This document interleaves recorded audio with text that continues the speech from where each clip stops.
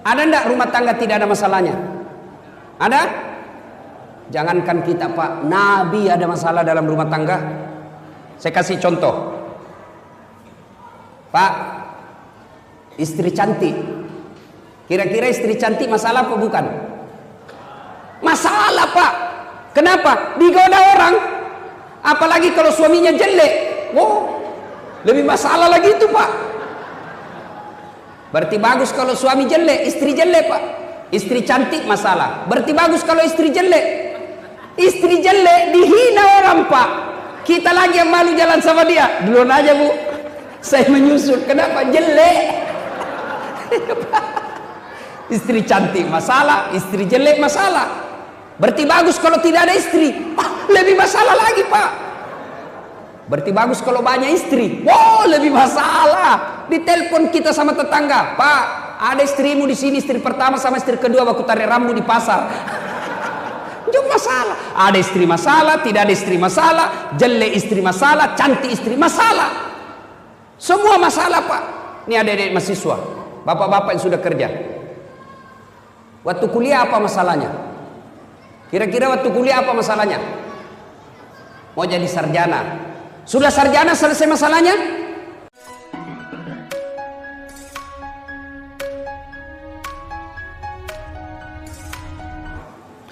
Waqala idzan, Allah kemudian berfirman, bismillahirrahmanirrahim, innallaha wa malaikatahu yusalluna ala nabi ya ayyuhalladzina amanu sallu alaihi wa sallimu taslima. Sesungguhnya Allah dan para malaikatnya bersalawat kepada Rasulullah Muhammad sallallahu alaihi wasallam, maka wahai orang-orang yang beriman, bersalawatlah kalian kepada Rasulullah dengan sebaik-baik salawat. Shadaqallahul azim. Maha benar Allah dengan segala firman-Nya. Ibu bapak, saudara-saudara sekalian yang saya hormati, pada taklim kita kali ini saya akan memberikan oleh-oleh untuk kita amalkan dalam kehidupan sehari-hari. Karena kadangkala ada orang pulang pengajian tidak ada oleh-olehnya kecuali kue. Dos-dos saya biasa lihat itu pengajian, pulang ditanya bagaimana pengajiannya, alhamdulillah hebat. Bagaimana ceramahnya? Jago memang itu Ustadz. Apa dia bilang? Saya sudah lupa. Ya. Bahkan ada sekarang pulang pengajian dia menjadi juri Pak. Pulang pengajian membanding-bandingkan saja Ustadz. Wah, itu kalau Ustadz itu yang ceramah hebat. Tapi kalau ini yang satu bikin ngantuk. Itu datang dengar pengajian hanya menilai Ustadz. Bukannya mengamalkan tapi menilai saja. Nah kali ini saya akan memberikan oleh-oleh untuk kita amalkan. Mudah-mudahan dalam kehidupan sehari-hari bisa diterapkan. Bapak, saudara-saudara sekalian, oleh-oleh kita hari ini yang pertama, biasakan kapan dan dimanapun selalu ada wudhu. Mau ke pasar, wudhu dulu.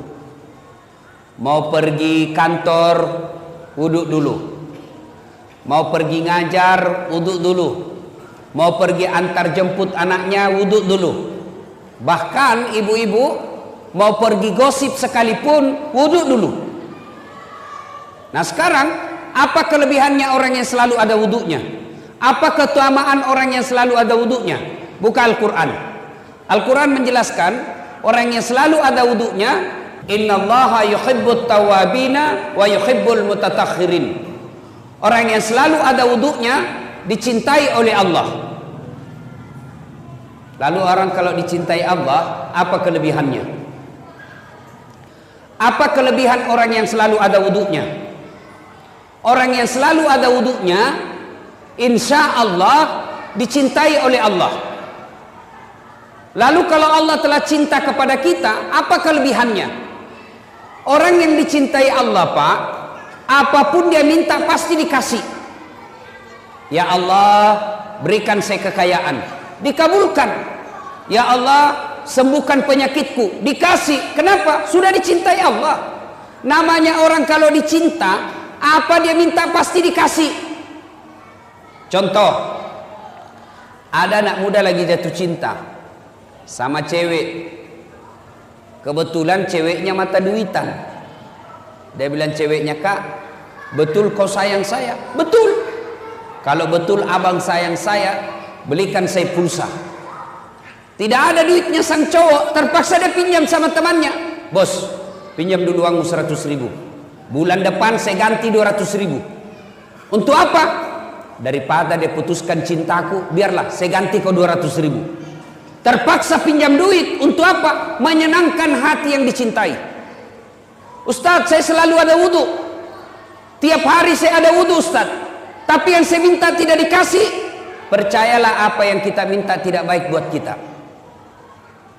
Contoh, selalu saya contohkan. Tamat SMA dulu, Pak, saya daftar tentara, menjadi akabri penerbang.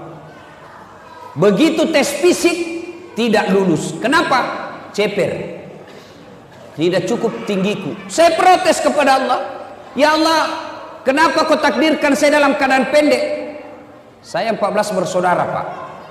Saya yang paling pendek. Saya anak ke-13. Kenapa ketawa?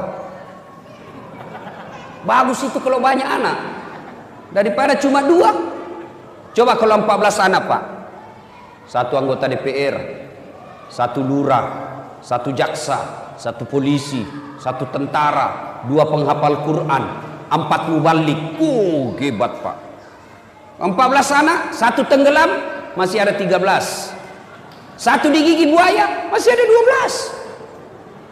1 di penjara, masih ada 11. Tapi coba kalau cuma 2, 1 tenggelam, 1 di penjara, habis. Orang dulu itu banyak anak, banyak rezeki.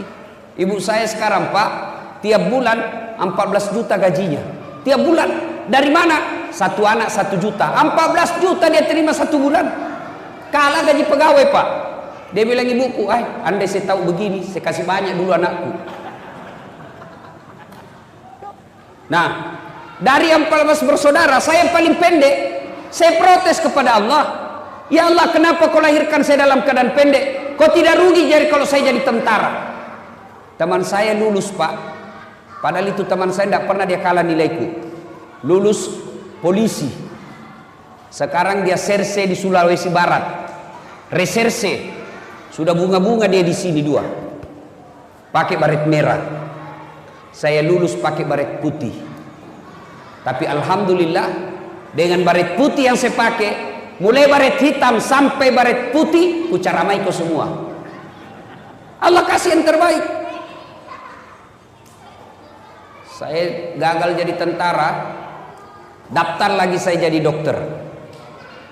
3 kali saya ikut UMPTN, malah saya lulus di Sospol. Temanku yang jadi dokter, kira-kira 3 tahun yang lalu, saya telepon Ramadan, dok, kembali lebaran sama keluarga. Tidak, Ustadz. Rugi-rugi tuh cari uang, tidak kumpul lebaran sama keluarga. Apa dia bilang? Mahal, Ustadz. Untuk sampai ke kampung 16 juta tiket. Dalam hatiku, alhamdulillah, untung saya tidak jadi dokter. Untung saya jadi Ustadz. Sekarang saya keliling-keliling ceramah, Pak. Allah kasih yang terbaik. Maka kalau mau dicintai Allah, biasakan ada wudhu. Kalau Allah telah cinta sama sampean, apa yang Bapak minta pasti dikasih. Kalau tidak dikasih, jangan sangka buruk. Pasti yang Bapak minta tidak baik buat Bapak. Anak daftar tentara tidak lulus, bukan di situ yang terbaik. Anak daftar PNS tidak lulus, bukan di situ yang terbaik. Percayalah, Allah memberikan yang terbaik. Yang kedua, orang yang selalu ada wudhunya. Setelah dicintai Allah, maka orang yang selalu ada wudhunya, insya Allah terpelihara dari dosa dan maksiat. Kok bisa? Contoh, Pak. Bapak kalau ada wudhu, kan tidak mau jabat tangan sama perempuan. Coba lihat. Jangankan sama orang lain, sama istri sendiri kita tidak mau itu. Sudah wudhu, ada istri. Aja. Kajenekku. Jangan ada wudhuku. Padahal dengan istri, apalagi dengan orang lain. Kalau ada wudhu, terpelihara dari dosa, maka mulai besok, Pak, amalkan itu. Kemana-mana ada wudhu. Saya rasakan waktu saya sekolah kuliah, kalau saya naik angkot, tidak mau saya duduk dekat sama cewek. Cewek di sini, saya di sini. Terpaksa duduk dekat cewek. Kenapa itu yang kosong kita mau ujian? Oke, duduk sama cewek, tapi saya waspada. Saya selalu waspada Pak. Tiba-tiba sopirnya mendadak, saya pegang itu besi.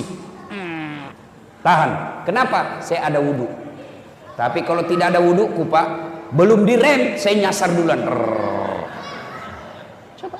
Jadi orang yang selalu ada wudhunya, insya Allah terpelihara dari dosa dan maksiat.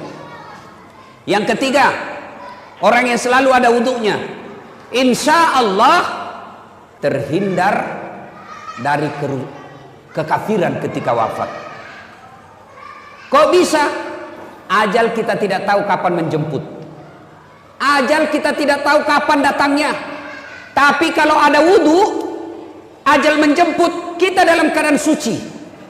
Sebelum saya lanjut ini Pak, ini bapak-bapak yang bawa anak. Bedanya bapak saya dulu waktu saya kecil Pak, saya ini tidak pernah mondok Pak, tidak pernah mondok. Bahkan saya pernah tamat SD, pernah bertengkar bapak saya berdebat. Karena saya mau masuk pesantren tapi tidak dikasih masuk pesantren. Kenapa? Pesantren waktu itu mahal. Tidak bisa bapak saya bayar. Bayangkan 14 bersaudara, bapak saya petani penggarap. Tahu namanya petani penggarap Pak? Sawahnya orang dia kerja, kalau naik 10 karung, ya 9 karung untuk yang punya sawah, 1 karung untuk bapak saya. Itu namanya petani penggarap. Jadi waktu itu saya mau masuk pesantren, bapak saya tidak bisa. Kenapa? Waktu itu pesantren lebih mahal daripada sekolah umum. Tidak pernah mondok. Tapi bagaimana bapak saya kalau dia bawa saya ke masjid? Sudah kok, duduk kamu di sini, dengar itu ustaz ceramah. Maka saya dah tahu agama melalui masjid. Coba bapak-bapak bawa anaknya berkeliaran di sana. Itu bedanya kita orang Kristen Pak. Itu orang Kristen kalau dia bawa anaknya ke masjid, dia ke gereja, dia kasih duduk di sampingnya itu. Duduk kok, dengar pendetamu. Coba lihat anak-anak Nasrani kalau dia ke pendeta ke gerejanya. Samping. Kalau kita duduk dengar ceramah, anaknya kopi main. Siapa anak itu? Tidak ada yang mau ngaku itu. Coba. Siapa anak? Tidak ada yang mau ngakui. Mestinya duduk di samping kita. Dengar. Masa kalau ulang tahun anak kita mampu kita kasih hadiah, dengar ceramah kita tidak kasih hadiah. Nah, Bapak saudara-saudara sekalian. Nah, kita tidak tahu ajal kapan menjemput. Tapi ketika ada wudhu, kita keluar rumah tiba-tiba ajal menjemput. Di perjalanan kita ajal, di kantor ajal, ada wudhunya. Subhanallah, kita mati dalam keadaan suci, menjemput, menghadap kepada Allah. Kita dalam keadaan suci karena ada wudhu. Yang keempat, keutamaan orang yang selalu ada wudhunya. Menurut Al-Quran, simahum fi wujuhihim min asaris sujud. Di muka mereka nanti di akhirat ada bekas sujud. Apa bekas sujud? Kata Nabi, mukanya bercahaya karena wudhunya. Dijelaskan dalam kitab, umat Islam nanti menghadap Qadir Rabbul Jalil, dia tidak perlu mengaku ya Muhammad saya umatmu, tapi tanda-tandanya bercahaya wajahnya. Nanti umat Islam Pak mengeluarkan cahaya wajahnya sehingga ketika menghadap Allah tidak perlu lagi kita mengaku ya Muhammad saya umatmu, tapi otomatis ketahuan karena wajahnya berseri-seri akibat wudhu. Maka oleh-oleh kita yang pertama, biasakan ada wudhu. Ibu-ibu ini biasanya kalau ada pengantin banyak perempuan tidak sholat. Kenapa? Gara-gara make up. Coba lihat perempuan kalau ada pengantin Pak, itu kayak mukanya dikira tembok, kuning, biru, abu-abu, coklat, krem, merah. Tiba waktu sholat, tidak sholat itu. Gara-gara apa? Make up.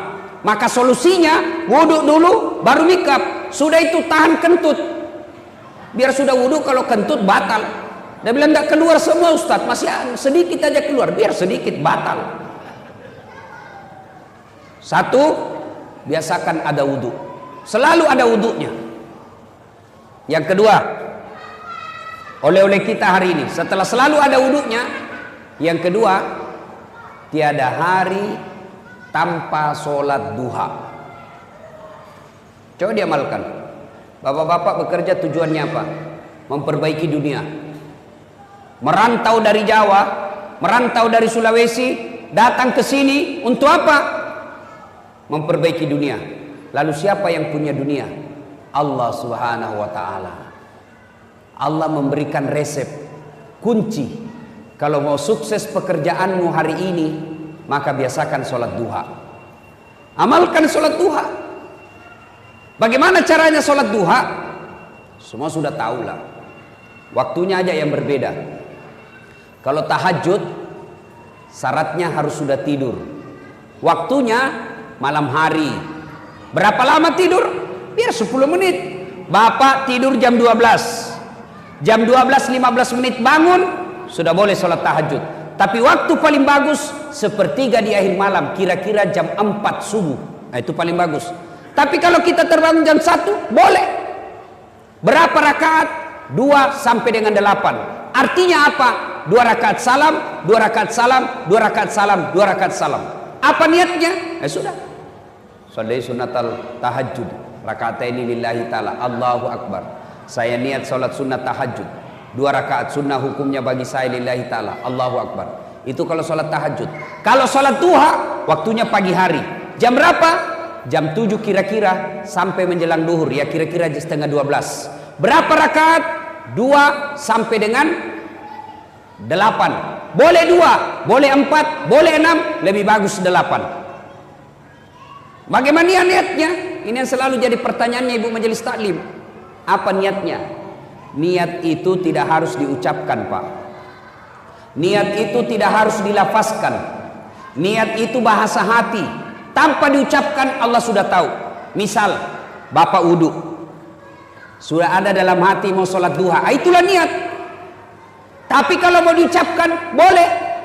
Sholli sunnatal duha raka'ataini lillahi ta'ala. Allahu Akbar. Saya niat sholat sunnah duha 2 rakaat sunnah hukumnya bagi saya lillahi ta'ala. Allahu Akbar. Sudah. Tidak hafal juga itu, ambil jalan pintas. Gimana caranya? Berdiri tegak menghadap ke kiblat, baru bilang begini, Tuhan sembahyang sunat duha ya. Allahu Akbar. Sudah. Yang ketawa saya serius ini, Pak.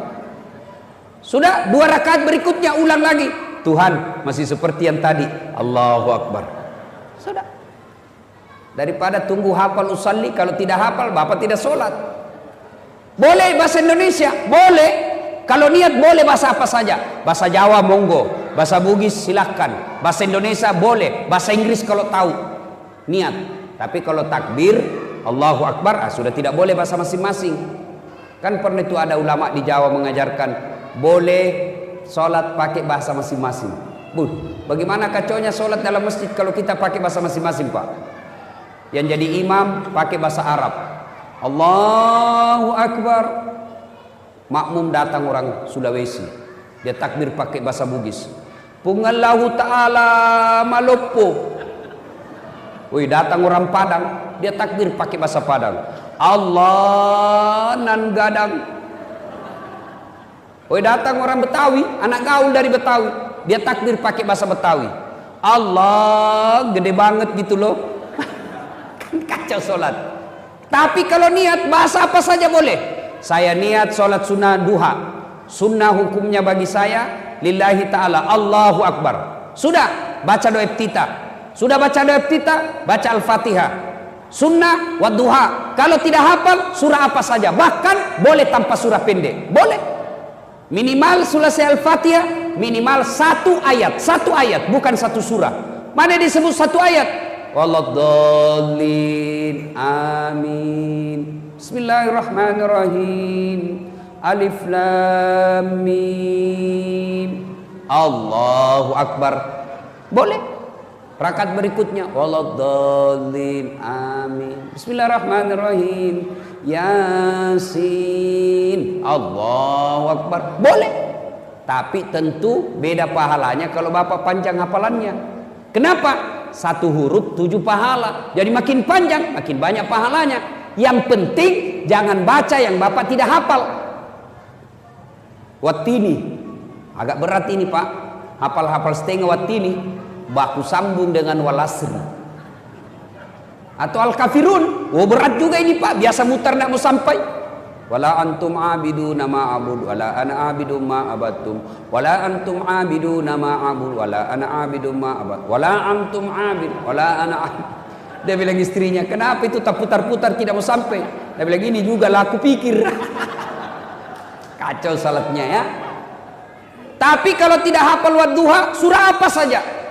Al-Ikhlas rakaat pertama, rakaat kedua Al-Ikhlas lagi, boleh. Sudah, minta kepada Allah 2 rakaat. Assalamualaikum warahmatullahi, assalamualaikum warahmatullahi. Berdoalah. Berdoa harus bahasa Arab, tidak minta sesuai kebutuhan kita. Jangan minta sesuai yang apa yang diajarkan buku. Belum tentu apa yang ada dalam buku kita paham. Lebih baik kita curhat. Ya Allah, saya sudah capek jadi orang miskin ya Allah.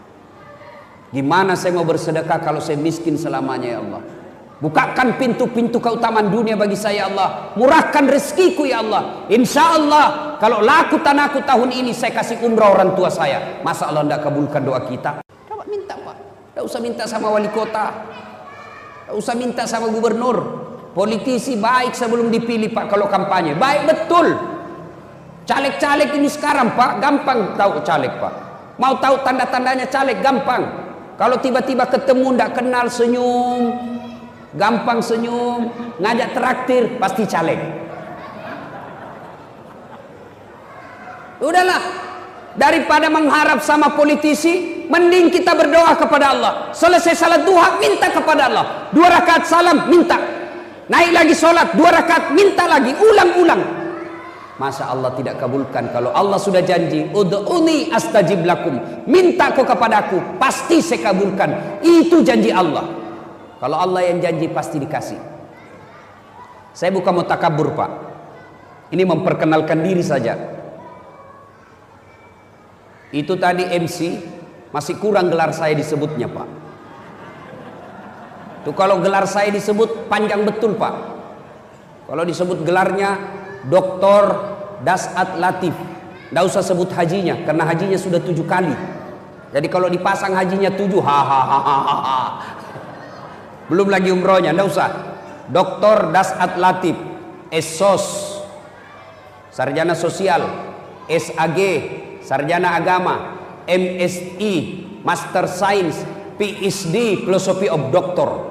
2 doktornya Pak, 2 sarjananya. Kok bisa? Sholat duha rumusnya. Dulu waktu saya sekolah Pak, SMA dan kuliah, kalau bunyi bel, istirahat. Kawan-kawan saya lari ke kantin, saya masuk ke musalla.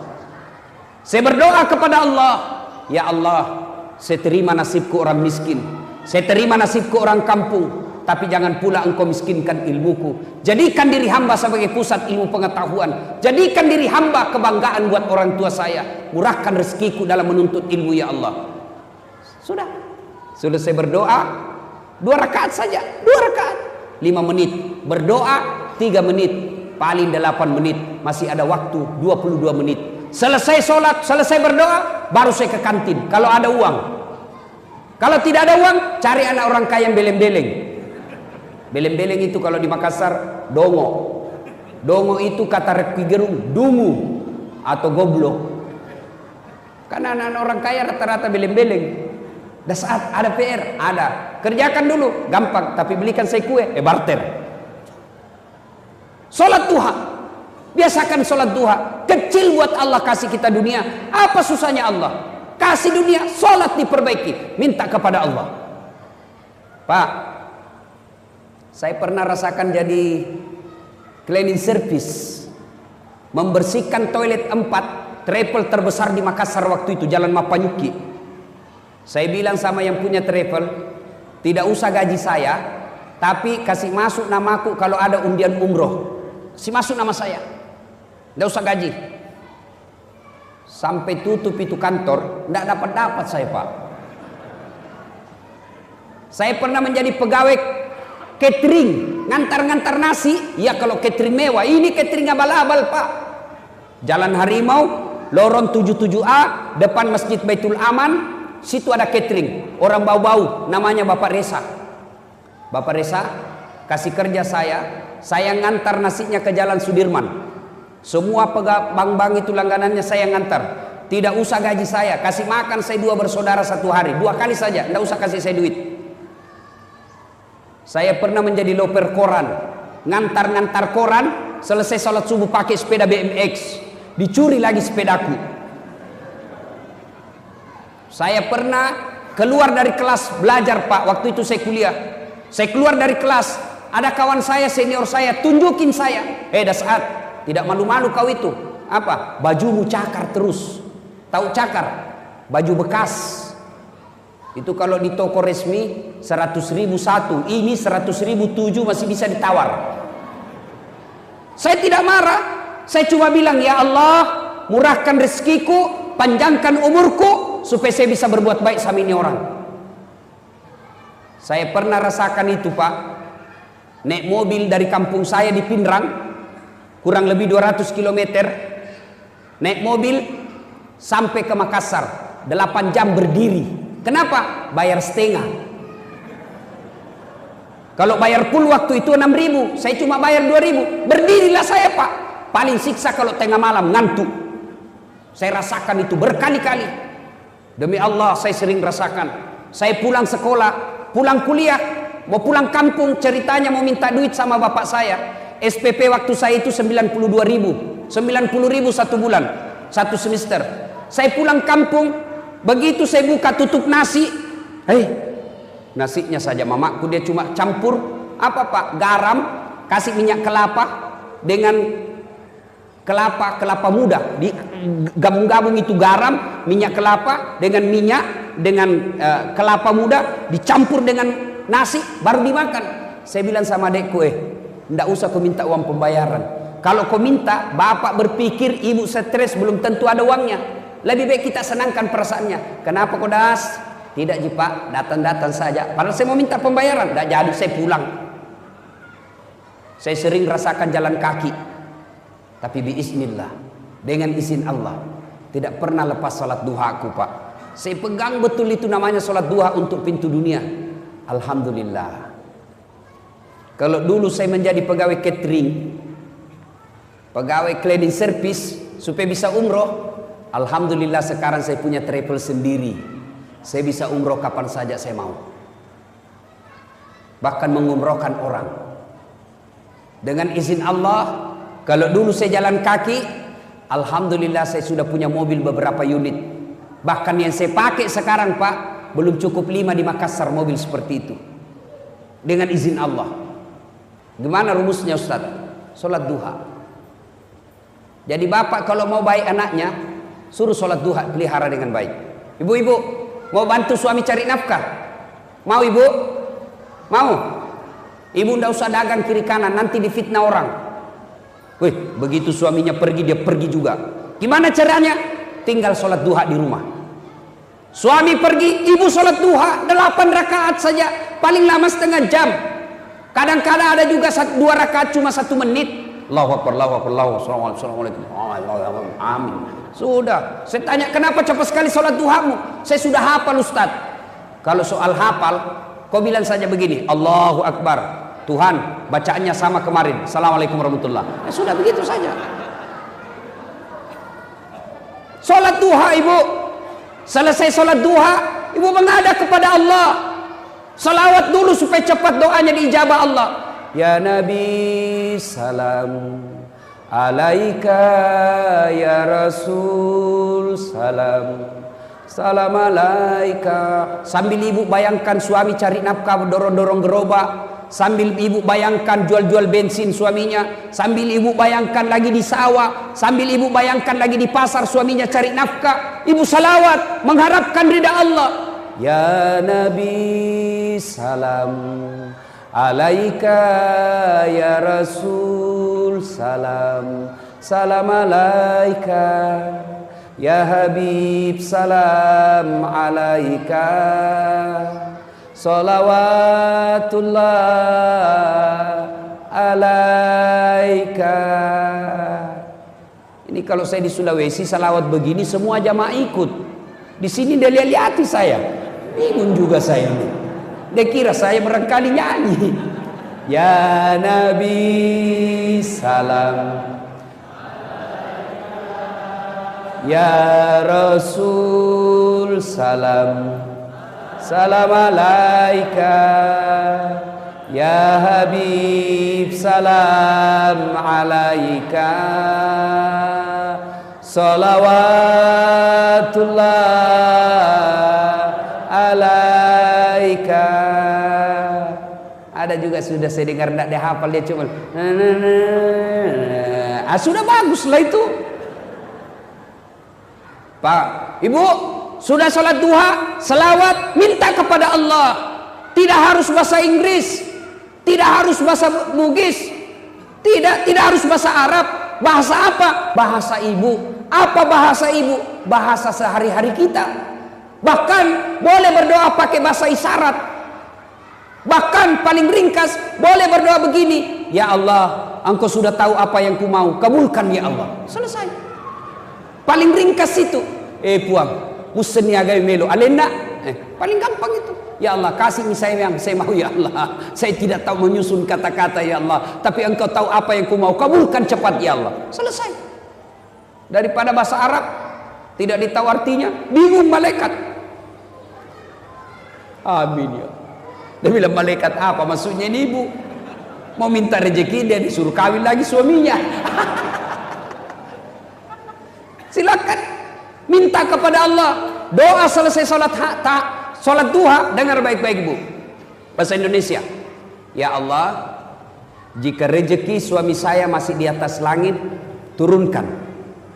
Jika masih dalam tanah, munculkan. Jika masih jauh, dekatkan. Jika masih sedikit, cukupkan. Dan yang lebih penting ya Allah, berkahkan. Coba. Selesai sholat duha, selesai berdoa, SMS suaminya. Pak, jangan menghalalkan segala cara. Jangan putus asa. Baru saja Bapak saya doakan dalam sholat duhaku. Insya Allah Bapak dapat rezeki hari ini. Masya Allah. Kita sebagai suami, bu, dengar baik-baik bu. Ini rahasia laki-laki. Dengar baik-baik bu, jangan kasih tahu yang tidak datang pengajian. Rahasia laki-laki, rahasia suami, itu kalau dapat SMS doa seperti itu, dia kasih lihat semua temannya. Saya kalau dapat SMS begitu, saya kasih lihat semua temanku. Istri yang soleha. Coba lihat bagaimana kita mau poligami kalau istri baik begini. Iya Pak Tok? Iya. Bapak pernah di SMS begitu? Ibu-ibu pernah SMS suaminya begitu? Pernah? Paling SMS-nya, Pak, jangan lupa singgah beli beras. Pak, jangan lupa singgah beli telur. Padahal tentara suaminya singgah beli telur. SMS lah suaminya sekali-kali dengan doa. Bagaimana suami tidak mau cari ganti kalau ibu tidak pernah sholat duha? Suami tiba-tiba ada berita, bu, SMS temannya ibu, bu, saya lihat suaminya bonceng cewek, gelisah. Maka istri yang baik, dia bangun atau dia sholat duha, sholat hajat, minta pertolongan kepada Allah. Ya Allah, Engkau yang mengatur rasa cinta dalam hati suamiku. Palingkan hati suami saya, bikin dia pusing kepalanya kalau dia tidak lihat saya 2 jam. Pulang lagi tiap 2 jam, pulang lagi. Ya ibu, sholat duha. Pak, punya anak SMA, SMP, ajari sholat duha. Bapak harus tahu jam berapa istirahatnya. Istirahat anak, telepon dia Pak. Nah, sudah sholat duha? Belum Pak? Tutup ya. Sholat dulu nak ya. Sebentar Bapak telepon lagi. 10 menit kemudian telepon lagi. Jangan berhenti sebelum dia bilang sudah. Sudah. Kewajiban Bapak mengawasi anak sudah bagus. Coba. Bagaimana anaknya mau sholat duha, bapaknya aja tidak. Coba jangan remeh itu sholat Pak. Kecil buat Allah kasih Bapak. Apa susahnya Allah kasih yang kita mau? Kalau Allah yang mau kecil ini dunia, gimana caranya? Perbaiki sholat. Saya kasih logika sederhana. Ada enggak manusia tidak punya masalah Pak? Ada? Kira-kira ada di sini tidak punya masalah? Kalau saya lihat dari sana sampai sana dan di belakang, semua muka-muka penuh masalah. Cicilan belum lunas, mau punya anak, mau tambah istri. Masalahnya mau tambah istri. Tapi ibu juga jangan salahkan kalau suami mau nambah. Bagaimana kita tidak mau nambah Pak? Nabi jelaskan, wanita yang baik itu adalah yang menyenangkan hati ketika dipandang suaminya. Bapak di rumah menyenangkan hati tidak istri kalau dipandang? Menjengkelkan. Mau tidur rasa 3 hari tidak dicuci dia pakai. kelihatan tali BH, bego, robek-robek dasternya, ndak sikat gigi masuk kamar, nonton TV angkat kakinya, makan kacang, pegang sinetron, nonton film India. Sudah itu dia bandingkan suaminya sama Sahrul Khan. Wah, terlalu tinggi tembakannya. Gendut, malas masak, menguap aja kerjanya. Kita nonton cewek-cewek cantik di sinetron, kita lihat istri.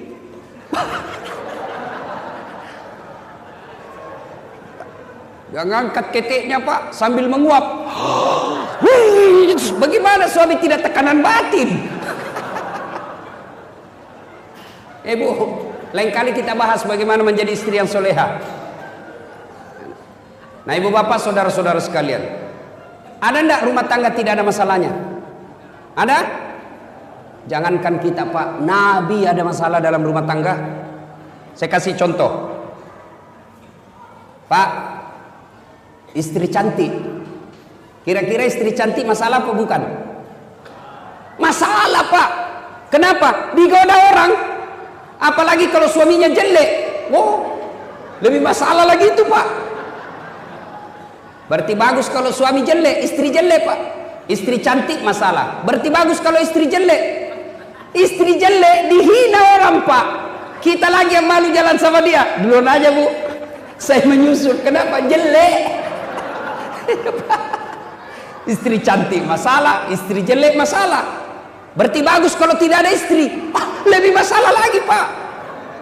Berarti bagus kalau banyak istri. Wow, lebih masalah. Ditelepon kita sama tetangga, Pak, ada istrimu di sini, istri pertama sama istri kedua baku tarik rambut di pasar.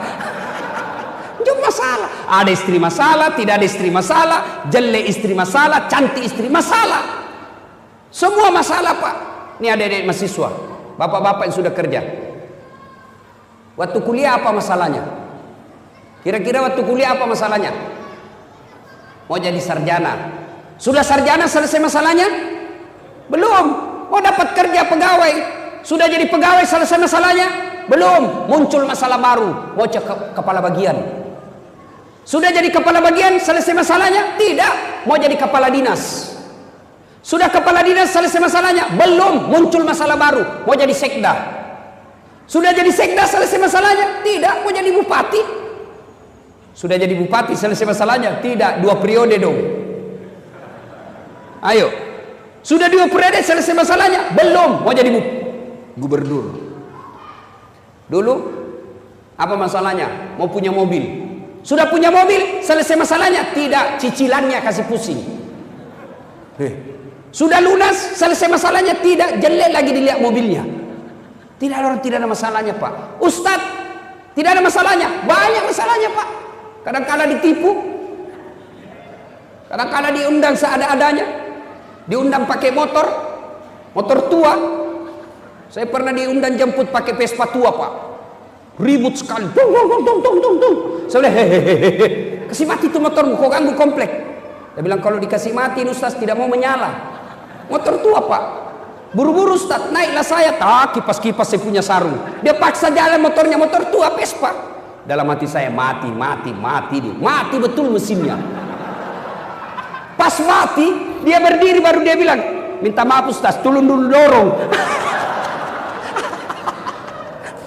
Itu masalah Pak. Ustaz masalah, pegawai negeri masalah, tentara masalah, semua orang ada masalah.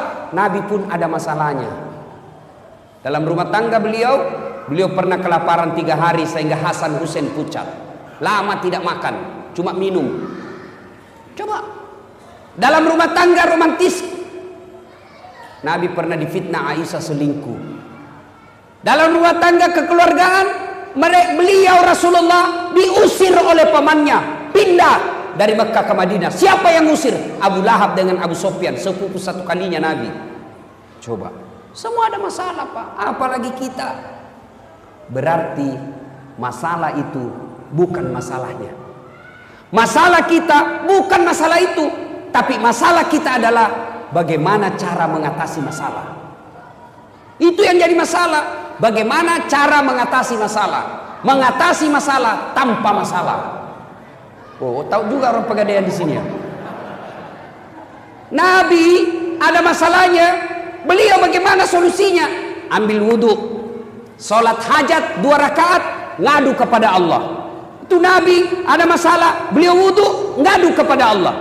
Kalau kita ada masalah, ambil Facebook, update status, teganian kau, rindu sama suaminya, di mana di kau? Mau malam, update status, kesepian banget, disleding sama temannya, boleh juga tuh diganti. Selingkuh berawal dari Facebook. Ini kita ini kan selalu berdoa, Pak. Manusia akhir zaman rajin berdoa. Berdoanya di mana? Di status. Sibuknya itu Tuhan mau baca statusmu. Mengadu kepada Allah. Salat duha, salat hajat, minta kepada Allah. Kalau Allah yang kabulkan, kecil. Dua bapak saya tanya.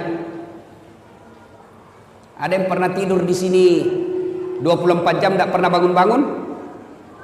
Ada? Ada enggak yang pernah tidur di sini Pak 2 hari tidak pernah bangun-bangun? Ada? Kecuali pingsan atau koma. Tidak masuk akal. Tapi kalau Allah yang mau, ada manusia yang tidur bukan 2 hari, bukan 1 bulan, bukan 1 tahun, bukan 100 tahun. Berapa? 309 tidur tidak pernah bangun-bangun. Ashabul Kahfi buka Quran. Tidak masuk akal, tapi kalau Allah mau, jadi. Sini saya tanya, ada tidak manusia bisa hidup kalau dibakar api yang sangat besar? Kira-kira bisa? Bisa tidak? Tidak mungkin, pasti mati kalau dibakar api. Tapi kalau Allah yang mau, Ibrahim alaihissalam dibakar dalam api yang sangat besar, keluar kedinginan. Kalau Allah mau. Tidak percaya, buka surah Al-Anbiya. Apa lagi? Pak, perempuan tidak pernah disentuh laki-laki, bisa hamil tidak? Perempuan tidak pernah disentuh laki-laki, bisa hamil? Tidak mungkin, kata ilmu kedokteran. Tapi kalau Allah yang mau, Siti Maryam, wanita suci, tidak pernah disentuh laki-laki, lahir Isa alaihissalam. Coba kalau Allah mau. Cuma sekarang banyak mau saingan Siti Maryam, hamil tidak ada suaminya, beleng-beleng. Kalau Allah yang mau, tidak ada mustahil. Maka Allah cuma minta ista'inu bis-sabri was-salah. Perbaiki sholat. Ada sakit asam urat di sini? Ada? Prostat, kolesterol, gula, kecil buat Allah, kecil. Kecil buat Allah sembuhkan itu. Gimana caranya? Jangan ke dokter dulu, ngadu dulu kepada Allah dalam sholat tahajud, baru ke dokter. Memangnya dokter yang sembuhkan kita? Bukan dokter yang sembuhkan. Siapa yang sembuhkan? Allah. Kalau dokter yang sembuhkan, mestinya tidak ada dokter yang sakit. Tapi buktinya mantan Menteri Kesehatan Republik Indonesia meninggal gara-gara penyakit. Menteri Kesehatan, Pak, mestinya tidak sakit meninggalnya. Sakit, Pak. Kalau Allah mau.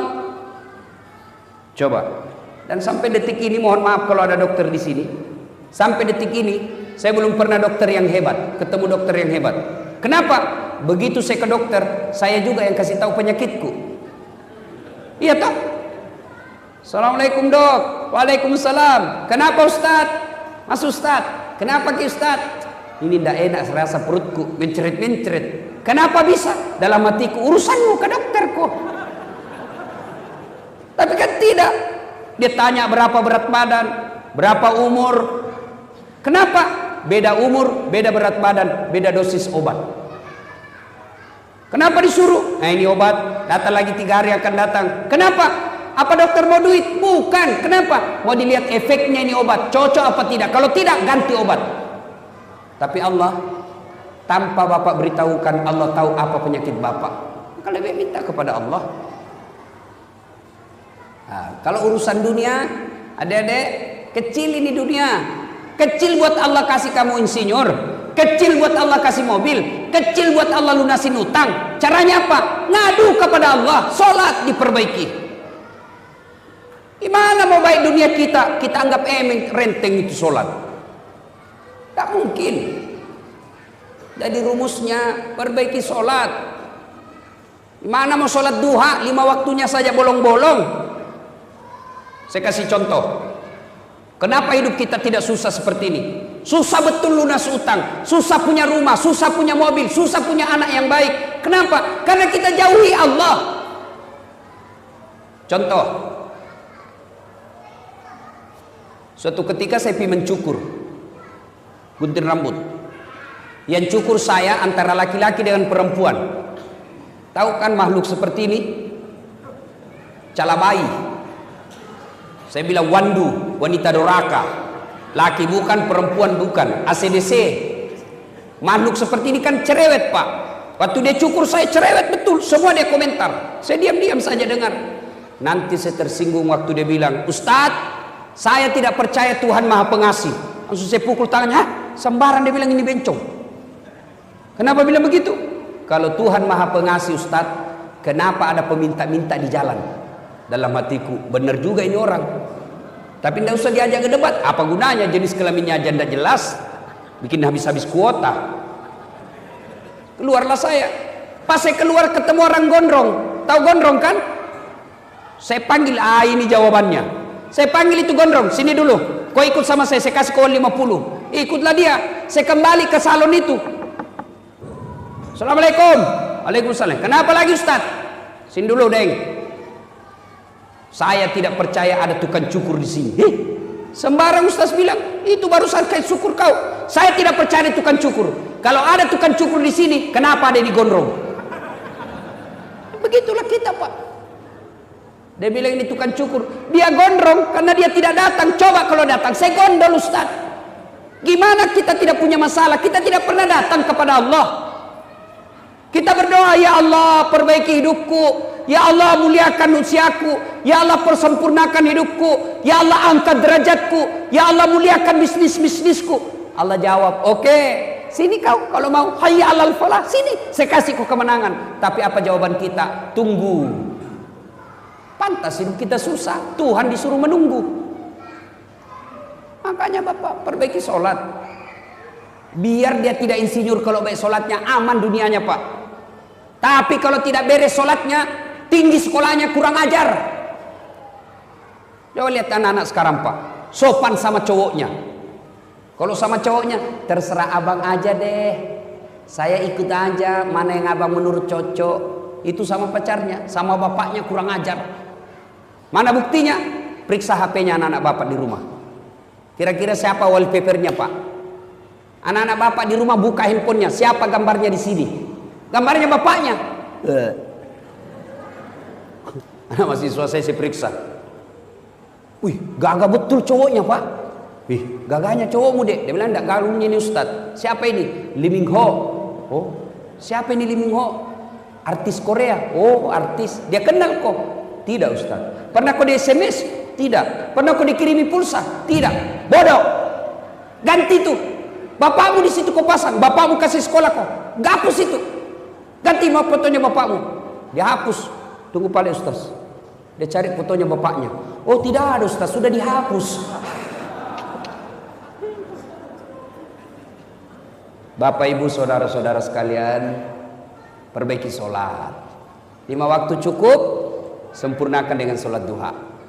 Ini oleh-oleh yang kedua, perbaiki sholat. Yang ketiga, tiada hari tanpa bertaubat. Taubat itu apa berkaitan dengan dosa? Tidak. Kalau taubat hanya berkaitan dosa, maka Nabi tidak usah bertobat. Nabi tidak perlu istighfar. Kenapa? Nabi tidak punya dosa. Bahkan dijamin oleh Allah, ya Muhammad, kalau ada dosamu, aku telah ampuni dosa-dosamu. Tapi apakah Nabi tidak pernah istighfar? Sekali beliau duduk, 100 kali istighfar. Astagfirullahaladzim. La ilaha illa anta subhanaka inni kuntu minadz dzalimin. Satu ketika Imam Ahmad tahu Pak, muridnya Imam Syafi'i. Imam Syafi'i mengajarkan kunut, Imam Ahmad tidak. Suatu ketika Imam Ahmad bercerita, saya tidak tahu kenapa saya rindu sekali mau ke Basrah. Tinggal di Baghdad, ibu kota Irak, tapi mau sekali ke Basrah. Ibaratnya tinggal di Jakarta, rindu dengan mau ke Bogor. Padahal di Bogor tidak ada keluarganya, tidak ada sahabatnya. Imam Ahmad berkata, saya tak tahu kenapa saya rindu betul mau ke Bogor, mau ke Basra. Akhirnya menjawab kerinduannya, Imam Ahmad safar. Dia jalan, musafir ke Basra.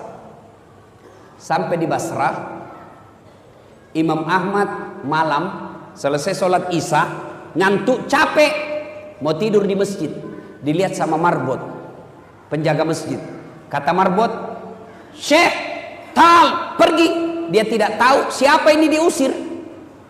Karena waktu itu belum ada foto. Orang umumnya tahu namanya tapi tidak kenal wajahnya. Tahu Imam Ahmad tapi tidak kenal wajahnya. Ya Syekh, keluar, tidak boleh tidur dalam masjid. Ini juga panitia masjid, Pak. Jangan larang orang tidur dalam masjid. Siapa tahu gara-gara dia tidur di masjid dapat hidayah. Yang dilarang dalam masjid itu bukan tidur. Yang dilarang apa? Ngiler. Kalau dia bisa tidur tidak ngiler, sudah. Bagaimana caranya? Suruh menghadap ke atas. Atau dia kasih bantal ininya. Nah, begitu dia keluar. Udah. Kenapa ngiler dilarang? Karena najis. Jadi kalau dia bisa bawa bantal dia tidur di masjid, silakan. Ada orang tidak bisa tidur di rumahnya, dia cari ketenangan, dia datang masjid bisa tidur. Masa kita larang? Saya sudah berapa kali ke Masjidil Haram, Masjid Nabawi, tidak ada ditulis dilarang tidur. Sudah tidak apa-apa, Pak. Siapa tahu dia bisa tenang di dalam masjid. Cuma jangan tiap malam, apalagi sampai masak di dalam masjid. Nah, itu saya juga tidak setuju.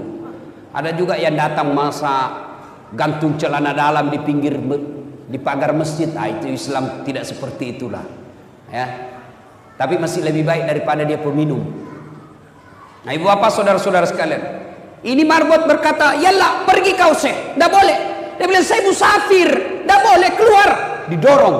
Akhirnya Imam Ahmad tidur di teras. Dia bilang, "Tidak boleh, di teras juga tidak boleh. Keluar kau." Dilihat sama penjaga tukang roti di depan masjid. Kata tukang roti, kasihan betul ini bapak. Diusir. Akhirnya apa dia bilang? "Ya setan, Pak Tua sini." Dan dia juga tidak tahu siapa ini. "Syekh, kalau mau tidur di rumah sempit, silakan ikut di rumah saya. Tapi rumah saya sempit, silakan." Pergilah Imam Ahmad tidur. Pagi hari ada yang menarik perhatiannya Imam Ahmad. Apa itu? Ini tukang roti. Selama dia bikin roti, kalimat istighfar yang keluar dari mulutnya. Dia ngambil terigu, astagfirullah. Dia kasih air, astagfirullah. Dia ulek-ulek, astagfirullah.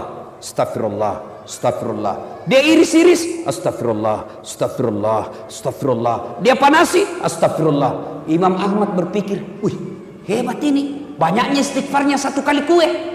Dia datangi tuh orang tua pembikin kue. "Pak, Bapak sudah lama begini." "Ya, alhamdulillah sudah lebih 30 tahun. Apa yang Bapak dapat dengan kalimat istighfar?" Dengar jawabannya, Pak. "Alhamdulillah, sepertinya semua keinginan saya Allah kabulkan. Apa yang saya minta Allah kasih." Dia ingat ini penjual roti. Ada satu yang belum aku dapat. Apa? Semenjak saya tahu, saya selalu berdoa, "Ya Allah, jangan mati saya, jangan kau cabut rohku sebelum ketemu Imam Ahmad." Ternyata Imam Ahmad lah yang ada di depannya. Mendengar ini, Imam Ahmad menetes air matanya dan berkata, "Allahu Akbar. Pantas saya rindu datang ke sini. Saya jalan kaki datang ke sini, didorong-dorong keluar ke masjid. Ternyata untuk menjawab doamu yang ingin ketemu dengan Imam Ahmad, kabibat dengan istighfar." Maka Bapak, kalau ada sudah 2 tahun berdoa tidak dikabulkan, maka sebelum berdoa banyak-banyak istighfar. Astaghfirullah Rabbal baraya, astaghfirullah minal khataya. Coba ibu-ibu, kalau suaminya marah, "Mama, astaghfirullah Rabbal." Naik suaranya suami, "Astaghfirullah." Oh, itu yang sama. Bapak juga kalau istri sudah istighfar, mestinya bapak kuling daun. Tambah kurang ajar. Wah, itu bapak kesurupan namanya itu. Coba istighfar, Pak. Salah satu senjata melawan setan, kalimat istighfar. Nabi pernah dialog dengan iblis. Iblis, kalimat apa yang paling kau takuti di antara kami? Nabi bertanya, apa yang paling kau takuti di antara kami? Iblis menjawab, kalimat istighfar. Kenapa? Setengah mati aku suruh kau berdosa, setengah mati ku kumpul dosamu, ternyata dengan kalimat istighfar habis lagi. Maka Bapak biasakan itu sambil duduk istighfar. Astagfirullah, astagfirullah, astagfirullah, astagfirullah. Ibu-ibu sambil nunggu anaknya jemput sekolah, duduk sambil istighfar. Insyaallah istighfar menghapus dosa, mempercepat dikabulkannya doa. Ibu bapak saudara-saudara sekalian, banyak hal yang ingin kita sampaikan, tapi waktu yang terbatas. Inilah tausiah kita ulang.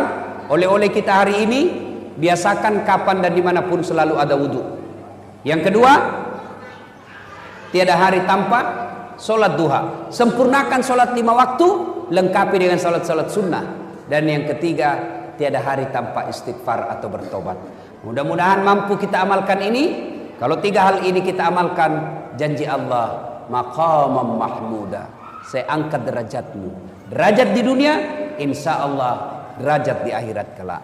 Ibu bapak saudara-saudara sekalian, inilah tausiah kita, mudah-mudahan ada manfaat.